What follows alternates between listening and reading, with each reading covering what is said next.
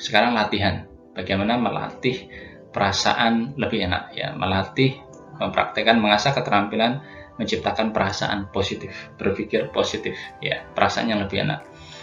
Disebutkan oleh Pak Irfan Tanu bahwa melatih pikiran positif yang rasanya enak ini merupakan dengan cara memfokuskan pada perasaan, pada rasa yang ditimbulkan, yang tercipta dari suatu pikiran, ya, bukan memaksakan diri untuk berpikiran positif tetapi rasanya nggak enak.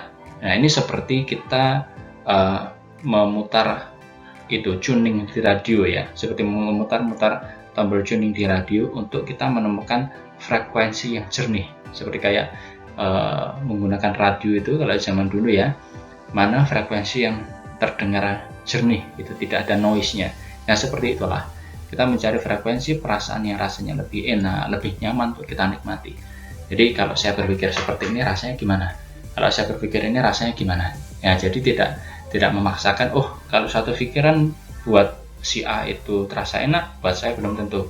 Demikian pula sebaliknya. Maka ini seperti kita sedang mencari-cari, ya, memutar-mutar tombol di radio tadi, mana perasaan yang terasa enak, terasa nyaman untuk kita rawat, kita pelihara, kita pertahankan. Itulah yang namanya berpikir positif, yang benar-benar positif. Misalnya ini contoh di buku Quantum of Life disebutkan, misalkan Anda punya masalah atau kondisi keuangan yang saat ini Anda merasa kesulitan karena kondisi tersebut, ya, masalah ini bisa kita ganti istilahnya dengan kondisi. Kemudian Anda menulis begini di buku Anda, di jurnal Anda, saya punya masalah keuangan, ya kan? Jadi ditulis, Anda deskripsikan kondisi Anda saat ini, saya punya kondisi keuangan yang sulit, katakanlah, dan sekarang saya nggak tahu nih, saya harus berbuat apa sekarang nih. Kemudian setelah Anda menuliskan, ya, sebaiknya Anda tuliskan kalimat-kalimat yang benar-benar menggambarkan kondisi, terutama perasaan Anda saat ini. Kemudian Anda tulislah pernyataan-pernyataan, atau Anda tetapkan dalam hati, ya, di hati Anda niatkan satu niat ketetapan di hati Anda bahwa oke, sekarang saya niat untuk saya memilih, ya, mencari pikiran tentang kondisi ini, di masalah keuangan tadi, satu atau beberapa pikiran yang ini kuncinya, rasanya buat saya lebih enak, lebih nyaman. Karena itu saat kita punya problem, kita boleh saja kita curhat pada orang yang kita percayai. Barangkali dari beliau ada pikiran-pikiran, ada nasihat-nasihat, ada pandangan-pandangan yang membuat kita merasa, oh iya ya, lebih enak, lebih tenang, lebih nyaman. Itu penting sekali. Perasaan lega, perasaan nyaman itu sangat penting sekali, karena itu adalah awal dari solusi atau awal dari perubahan kondisi yang sedang kita hadapi. Insya Allah kalau perasaan kita terhadap sesuatu itu berubah, sesuatu itu juga akan betul-betul berubah. Oke, nanti kita ada pembahasan mengenai itu. Lalu setelah menetapkan niat, ya, tulis berbagai pikiran yang muncul, ya, untuk Anda merespon masalah Anda tadi. Kemudian ini yang penting, Anda periksa, Anda rasakan di hati Anda, ya, bagaimana rasanya. Apakah rasanya terasa lebih enak, lebih nyaman, atau ya sama saja, atau menjadi lebih parah atau lebih buruk, gitu ya. Coba contoh, saya punya masalah keuangan, saya nggak tahu harus berbuat apa. Kemudian di buku Quantum of Life disebutkan ini beberapa respon, katakanlah, saya tidak pernah punya cukup uang, sama mungkin rasanya, ya. Saya ingin punya banyak uang, sama. Ya, seharusnya saya bisa lebih banyak menabung, sama saja. Seharusnya saya tidak membeli sesuatu itu kemarin, lebih buruk, lebih parah, karena muncul perasaan bersalah, muncul perasaan menyesal. Minggu depan saya akan gajian lagi, ya, terasa lebih nyaman, terasa lebih enak. Tapi ini subjektif, ya, ini subjektif, ya. Anda tentu punya pikiran-pikiran sendiri. Intinya apa yang terasa nyaman di hati Anda, ya, sangat subjektif. Uang yang saya keluarkan untuk menolong orang lain dan keluarganya, ya, lebih baik, ya, walaupun uang saya sekarang nggak ada, tapi uang yang saya pakai itu untuk menolong orang lain, ya, mungkin ada, dari situ ada perasaan yang lebih nyaman. Setiap saya punya uang pasti ada yang memerlukan, sama aja. Saya menabung tetapi selalu ada kebutuhan mendadak, lebih buruk, ada perasaan jengkel, perasaan sebel, gitu ya. Saya bingung sekarang harus berbuat apa lagi, sama. Saya harus cari kerja yang lebih baik atau berusaha, sepertinya saya perlu ya mencari cara gitu ya. Oh, ini mungkin lebih baik, merasa lebih semangat. Kapan ya saya bisa punya banyak uang? Sama aja.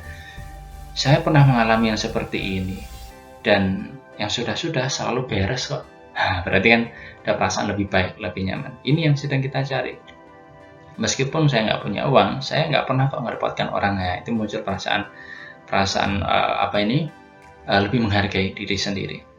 Kalau punya penghasilan besar tentu lebih enak ya, sama aja. Dengan sedikit irit, rasanya saya bisa survive. Ya, lebih baik ada nalar, gitu. Nggak fokus pada masalahnya. Saya lebih beruntung dibandingkan mereka yang bahkan tidak punya pekerjaan. Nah, ini lebih baik. So, kita lihat di sini bahwa yang sedang kita lakukan adalah bukan dengan memaksakan suatu pikiran itu, oh saya harus berpikir seperti ini kan pikiran positif, saya pasti bisa, saya pasti berhasil. Itu boleh kalau memang rasanya enak, rasanya nyaman. Tapi kalau di hati rasanya nggak enak, rasanya nggak nyaman, ya jangan diteruskan. Karena saya pasti bisa, itu kan nggak benar. Apakah kita yang memastikan bahwa kita akan selalu bisa? Kan enggak. Pikiran bawah sadar kita tahu bahwa kita nggak bisa memastikan segala sesuatu itu akan selalu sekali lagi selalu sesuai dengan yang kita inginkan. Saya pasti berhasil. Ya, mana bisa kita memastikan gitu. Ya, jadi tetap kita gunakan nalar, ya berpikir yang nalar-nalar saja, tapi yang di hati terasa enak, membuat kita terus bergerak begitu. Itulah pikiran yang perlu kita rawat, yang perlu kita pelihara. Itulah berpikir positif. Kita, di sini disebutkan lagi, kita tidak sedang berlatih untuk memaksakan diri kita untuk berpikir positif dalam tanda kutip tadi. Yang sedang kita lakukan adalah kita mencari perasaan, kita memeriksa, kita merasakan perasaan di balik pikiran-pikiran yang kita munculkan itu. Sehingga kita bisa mengenali mana pikiran yang sebaiknya kita pelihara, kita jaga, kita rawat, kita pertahankan, supaya kita selalu merasa enak, merasa nyaman. Nah, di istilahnya Pak Nun, di zona ikhlas, di zona kenyamanan lah ya, zona kedamaian, kebahagiaan. Oke, kemudian mungkin ada pertanyaan dari Anda. Apa sih sebenarnya manfaat dari perasaan positif itu? Kok kita perlu mencari pikiran-pikiran yang terasa enak ya terhadap masalah atau kondisi keuangan tadi, contoh tadi yang sepertinya nggak bisa diubah? Kenapa kok kita perlu mendapatkan pikiran-pikiran yang membuat kita merasa lebih enak, lebih nyaman? Kan masalahnya bukan masalah perasaan, masalahnya memang kondisi keuangan sedang buruk. Lalu buat apa saya perlu mencari perasaan yang enak? Kan masalahnya di keuangan, bukan di perasaan saya. Nah, kuncinya di sini bahwa masalah keuangan atau apapun kondisi yang sedang kita hadapi ini tidak hanya terbatas pada kondisi keuangan, itu tercipta ya dari pikiran atau pikiran dan perasaan tentang kekurangan uang yang pernah terlalu difokuskan atau pernah terlalu mendominasi perasaan kita. Karena seperti dibahas di video-video sebelumnya, bahwa di alam semesta ini ada hukum resonansi. Sesuatu yang berfrekuensi sama, dia akan bergetar bersama. Itu adalah prinsip resonansi. Saat kita di hati punya perasaan kurang, ya perasaan miskin, perasaan kita ini akan beresonansi dengan kondisi, dengan hal-hal apapun yang selaras dengan itu. Oke, sehingga di sini asumsinya adalah keyakinannya atau pendapatnya adalah kondisi kita saat ini itu diciptakan oleh perasaan kita. Oke, jadi upaya untuk mengubah kondisi kita saat ini dimulai dari perasaan kita. Kalau mungkin Anda kurang atau skeptis dengan pemikiran seperti itu, it's okay. Mungkin bisa kita nalar bahwa ketika perasaan kita positif, maka pikiran kita akan lebih nalar. Pikiran yang lebih nalar akan membuat kita untuk melakukan tindakan-tindakan yang konstruktif, tindakan yang solutif. Dari sana, insya Allah akan berubah kondisi kita.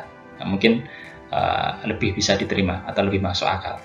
Memang sumbernya dari perasaan. Perasaan akan membuat kita punya pikiran-pikiran yang lebih nalar. Dari sana kita melakukan tindakan-tindakan, kita nggak putus asa, ya kita nggak melakukan tindakan yang negatif, tapi kita terus melakukan apa yang bisa kita lakukan yang menciptakan solusi. Dari sana insya Allah kondisi kita berubah menjadi lebih baik karena kita bertindak gitu.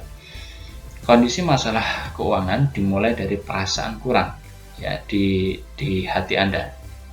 Ya ini perasaan kurang ya, perasaan miskin. Kesimpulannya adalah ubahlah perasaan Anda terhadap apapun. Niscaya, insya Allah, ya apapun itu akan juga merespon, akan berubah. Latihlah terus keterampilan Anda, karena ini merupakan skill, keterampilan, agar Anda terampil memilih pikiran positif yang rasanya enak. Ya, sekali lagi, sebenarnya pikiran positif ini ya pikiran positif. Namanya pikiran positif adalah pikiran yang terasa positif di hati.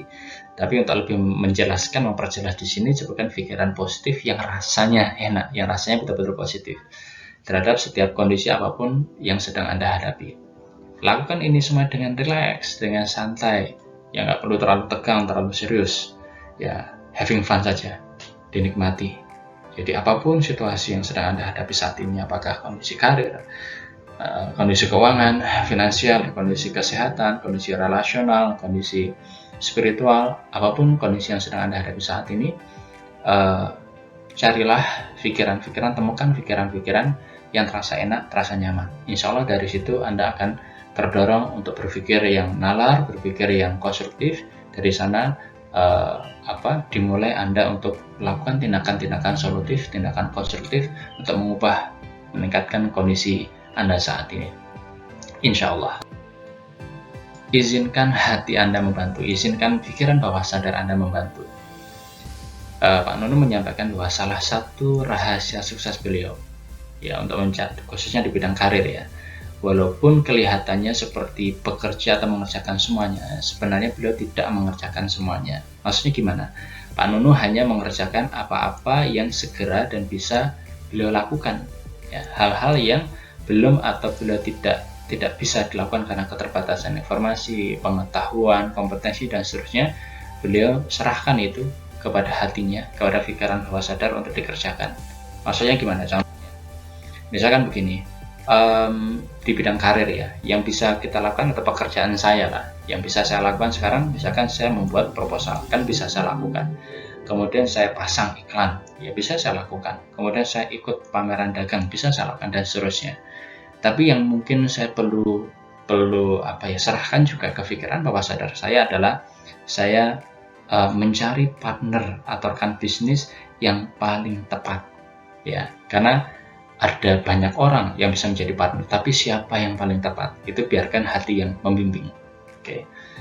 Kemudian contoh dua, ya, yang bisa kita lakukan misalkan di pekerjaan di karir, kita melakukan konsolidasi rapat internal, kita menghubungi pihak pimpinan, rekan bisnis, kemudian kita presentasi dan seterusnya.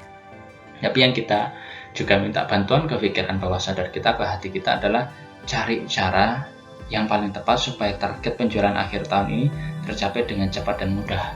Karena ada banyak cara, tapi apa ya cara yang paling cepat, paling mudah, paling efisien, dan selamat gitu ya untuk mencapai tujuan.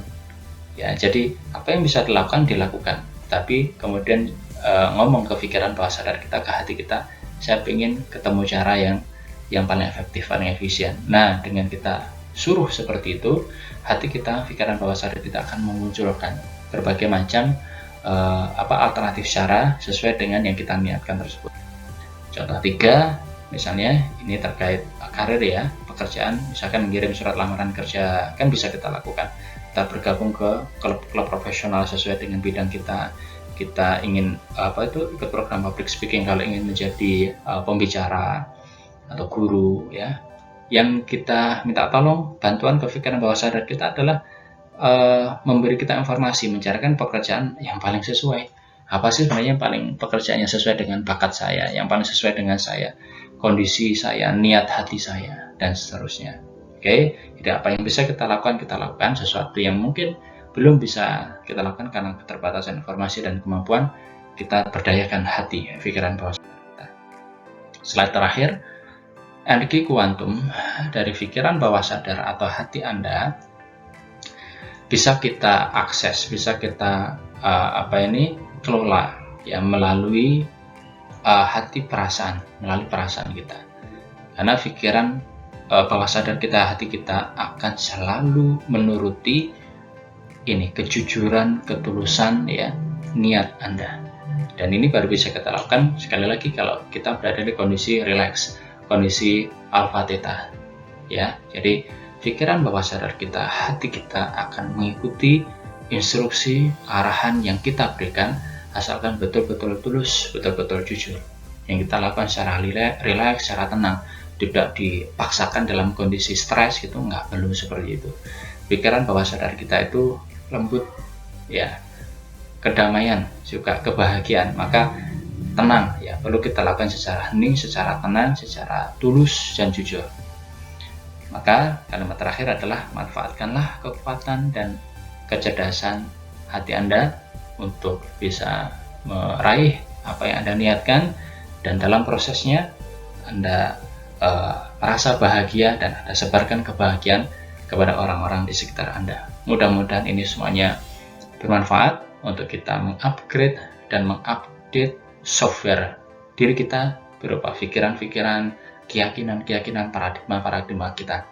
Caranya tidak harus kita bergantung pada hal-hal di luar diri kita. Kita bisa mencari pikiran-pikiran yang terasa enak, terasa nyaman. Kita bisa mendengarkan tausiah, mendengarkan ceramah, mendengarkan kuliah, membaca buku, lalu kita telaah, kita cerna mana yang terasa enak, terasa nyaman di hati kita, itu dipelihara, kemudian kita lanjutkan dengan tindakan-tindakan nyata, ya, yang setiap hari secara konsisten kita lakukan. Insya Allah tindakan-tindakan kecil harian yang secara konsisten kita lakukan itulah yang pada gilirannya akan menciptakan akumulasi, yang menciptakan perubahan menjadi lebih baik dalam hidup kita, sehingga kita menjadi pribadi yang beruntung, yang senantiasa lebih baik dari hari ke hari, insya Allah. Wallahu a'lam bishawab.